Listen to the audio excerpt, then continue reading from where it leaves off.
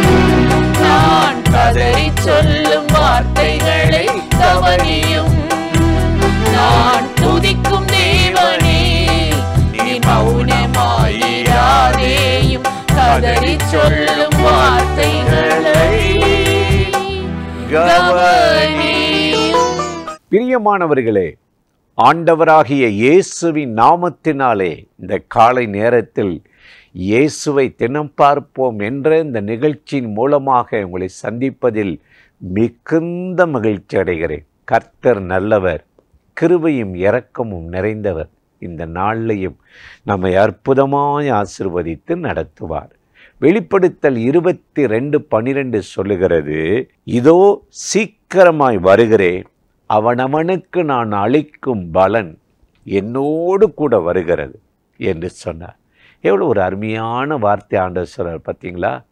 இந்த பூமியில் அவனவனுக்கு வாழ்ந்த வாழ்க்கையின் பலன் என்னோடு கூட ஒரு கைமாறு பிரதிபலன் வருது. நீங்கள் கர்த்தருக்காக வாழ்ந்து அவரை நேசித்து பின்பற்றிங்கன்னா அவருடைய கைமாறையும் பலனையும் நீங்கள் பெறுவீங்க. அதை விட்டுட்டு உங்களுக்கென்று, உலகத்துக்கென்று, மாம்சத்துக்கென்று, சாத்தானுக்கென்று வாழ்ந்தா அது கூலி தான் வரும், கைமாறு வராது. அதனால தான் ஆண்டவர் ரொம்ப இங்கே சொல்லுகிறார், பிரதிபலன் வரும், கைமாறு வரும் என்று சொல்லுகிறார். எனக்கு அருமையான சகோதர சகோதரிகள், இயேசு ஒரு ஓமையை சொல்கிறார். மத்தேயு 20 ஒரு திராட்சை தோட்டத்தை ஒருவன் வைத்து எஜமான் காலையில் போய் வேலையாட்களை குடியமர்த்த போகிறான். 9ஆம் மணி நேரம் 11ஆம் மணி நேரத்தில் போனால் சாயந்தரம் வரை திராட்சை தோட்டத்தில் எல்லாருக்கும் வேலை. அதான் ஊழியம், அதான் ஜெப வாழ்க்கை, அதான் கிறிஸ்தவம். அந்த திராட்சை தோட்டத்தை கொத்தணும், எரு போடணும், தண்ணீர் பாய்ச்சணும், கிளை நறுக்கணும். இந்த வேலைக்கு நம்மளை அந்த பூமியில் ஒரு சந்ததியாக ஆண்டவர் அவருடைய ஜாதியின் பிள்ளையாக வச்சிருக்கிறாரு. ஆனால் நம்ம அந்த திராட்சை தோட்டத்தில் வேலை செய்வதற்காக உலகத்துக்காக வேலை, நாகரிகத்துக்காக வேலை, குடும்பத்துக்காக ஓடி அப்படியே பிசாசின் காரியத்தை செய்யும்போது, தீமையை பரப்பும்போது, அக்கிரமத்தை விதைக்கும்போது அதனுடைய பலனை தான் அனுபவிப்போம். கர்த்தருடைய பலனை அனுபவிக்க முடியாது, கிருபையை அனுபவிக்க முடியாது.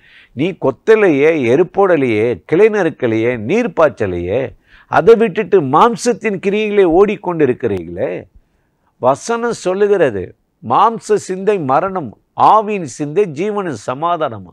கலாத்தியர் 6:23 பார்க்குறோம், பாவத்தின் சம்பளம் மரணம், நம்முடைய ஆண்டவராக இயேசு கிறிஸ்து அளிக்கிறதோ நித்திய ஜீவன். நித்திய ஜீவன், இந்த நித்திய ஜீவனை பெறுவதற்குத்தான் நம்மை ஆண்டவர் இந்த பூமியில் உயிரோடு வைத்து ஆயுசு நாளை கூட்டி கொடுத்து நல்ல குடும்பங்களை, வேலைகளை, தொழிலை, வருமானத்தை கொடுத்து வச்சிருக்கிறார். நம்ம அந்த தேவனுக்கு மகிமையாக வாழணும், அவருடைய ராஜ்யத்தை கட்டணும். அதற்குத்தான் ஆண்டவராகிய தேவன் இந்த பூமியில் நம்மளை வைத்திருக்கிறார். அதை விட்டுட்டு நம்ம இன்னும் மாயைக்கும் பிசாசுக்கும் பாவத்துக்கு அடிமையாக வேலை செஞ்சோம்னா பாவத்தின் சம்பளம் மரணமா. வேதத்தில் அநேகர், யூதாசை பாருங்க, அவன் கூலி பண ஆசையாகவே இருந்து ஒரு நிலத்தை வாங்கி கடைசியில் செத்து போயிட்டான், மரணத்தை தழுவிட்டான். பேயாரின் மகனாகிய பீலையாம் அப்படித்தான், பண ஆசையில் திராட்சை தோட்டம் வாங்கணும்னு சொல்லி அந்த தீர்க்க தரிசன அபிஷேகத்தை இழந்து போயிட்டான், கிருபையை போக்கடிச்சிட்டான். ஆனால் நம்மளை ஆண்டவர் இன்னைக்கு கட்டவும், நாட்டவும், ஜனங்களுடைய இருதயத்தை தேற்றவும், உடைந்த உள்ளங்களை கட்டவும், ஆறுதல் படுத்தவும், தைரியப்படுத்தவும் நம்மளை வச்சிருக்கிறார். அப்போஸ்தலனாகிய பவுல் 1 கொரிந்தியரில் சொல்லும்போது 3ஆம் அதிகாரம் 8வது வசனத்தில், அவனுடைய வேலைப்பாடு தெரியும், கட்டியது நிலைத்திருந்தால் கட்டியவன் கூலி பெறுவான், கடைசி நாள் அக்கினி வெளிப்படும். அந்த அக்கினியில் இன்னைக்கு கட்டியது நிலைத்திருக்கணும். அப்போ ஆண்டவர்கிட்ட பிரதிபலனை பெறுவோம். அதை விட்டுட்டு சாத்தானுக்கு வேலை செய்து அதனுடைய கூலியை நம்ம பெறாதபடி இந்த காலை நேரத்தில் தேவனுடைய இரக்கத்தையும் சகாயத்தையும் பெற்று அவருடைய பிரதிபலனை அனுபவிக்க இந்த நாளில் உங்களை அர்ப்பணிங்க. ஆண்டவராகிய தேவன் உங்களை இன்னைக்கு அற்புதமாக ஆசீர்வதித்து நடத்துவார். அன்பும் இரக்கமும் கிருபையும் நிறைந்த நல்ல ஆண்டவரே, இந்த நாளுக்காக நன்றி. இந்த நாள் முதல் உம்முடைய பிரசனை இருக்கட்டும், சமாதான நதியைப் போல ஓடட்டும். உம்முடைய பிள்ளைகளுக்கு ஆண்டவரே தக்க ஒரு பிரதிபலனை தரும். இஸ்ரவேலின் தேவனாகிய கர்த்தரிடத்தில் வந்த உனக்கு அவராலே நிறைவான பலன் சொன்னீங்களே, உங்களாலே நிறைவான பலன் வரட்டும். இனி சாத்தானாலோ பாவத்தினால் உள்ள தண்டனையும் வராதபடி உம்முடைய பிள்ளைகளை வேலி அடைத்து விக்கினங்கள் கடந்து போக மட்டும் செட்டை நிழலில் வைத்து காத்துக்கொள்ளும். இயேசுவின் நாமத்தில் வேண்டிக் கொள்ளுகிறோம் நல்ல பிதாவே.